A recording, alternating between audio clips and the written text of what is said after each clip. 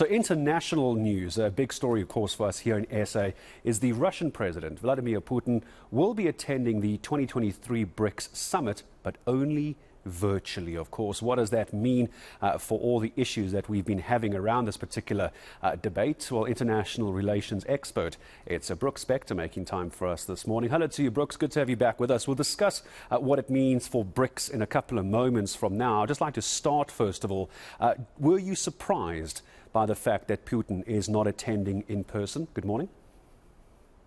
Good morning, Gareth. Was I surprised? Well, slightly, because after the insurrection in Russia on July 24th by the Wagner Group folks, it became clearer that for Vladimir Putin to depart Russia for foreign adventures was something of a fraud exercise for him, because he was no longer the man who stood astride the entire nation, unchallengeable and invulnerable. He was, in fact, rather weaker as a leader than we all thought. And for him to take what would amount to almost a week-long trip out of the country, some 9,000 kilometers away, would have opened the door possibly for more misadventures at home. And as a result, the fact that he elected to stay home, because I don't think it was as much pressure from other people as his own internal today, that we learned yesterday that there was a month-long discussion, and that almost exactly corresponds with the period between the Wagner Group insurrection and today. It's now, of course, we need to bring it back to South Africa, because you'll know, of course, everybody else will know, there was this backwards and forwards about South Africa being part of the Rome Statute and the ICC warrant of arrest for Vladimir Putin. What do we do as a country if he were to come here as well? The United States were weighing in on this particular debate, and that's where I want to go to next, Brooks. What does this now mean? Because Vladimir Putin isn't coming to the country, there isn't now this pressure to arrest him. Where does this leave South Africa and the United States? Are we still going to be friendly friends? Well, I hope so. It's going to make my life more comfortable if they are. You have to give Cyril Ramaphosa a win on this one. Maybe not a complete, full, total one, but because it took a long time to get to this position. But it's a win. The problem for me always has been it's a win in service of what exactly? I've never been convinced that this BRICS formula is in fact a real international movement, and I do think that South Africa spends much more of its foreign policy energy on the concept of BRICS than any of its so-called partners do. Certainly not in China or Russia or India, for that matter. But it takes some of the pressure off of the issues that get in the way of better relationships with the U.S. on the part of South Africa, although there is still the unresolved matter, of course, of what exactly was on the Lady R as it pulled out of harbor, and why and under whose auspices such a thing occurred. That's still out there.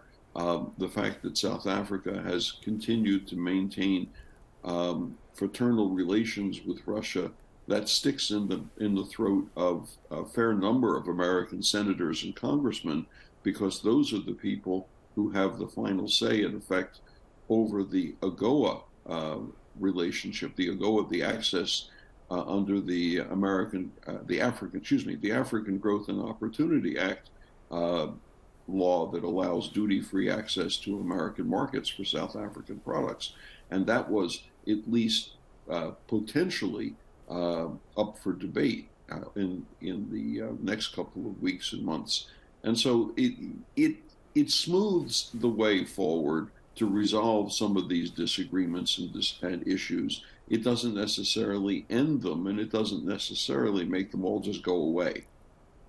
So what does now happen with this debate going forward and our relationship with the United States as South Africa and our relationship within BRICS? Because that has been what's been central to all of this. The Lady R situation, as you mentioned, still a big talking point. Where do we as South Africa need to position ourselves in this? Is this damage control based on what has been said and what has been done? Now no Russian president coming to our country. As South Africa, do we start trying to repair the relationships, or do we carry on as normal, do you think?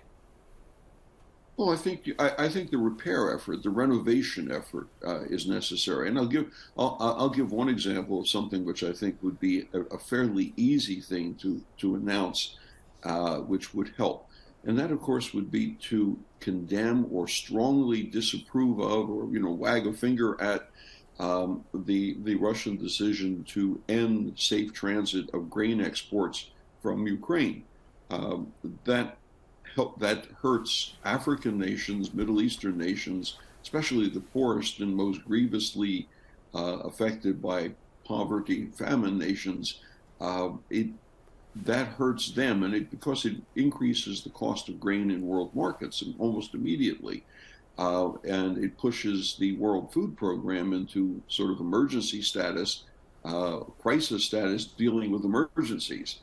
Because it lowers the amount of grain that's available on world markets at any given point.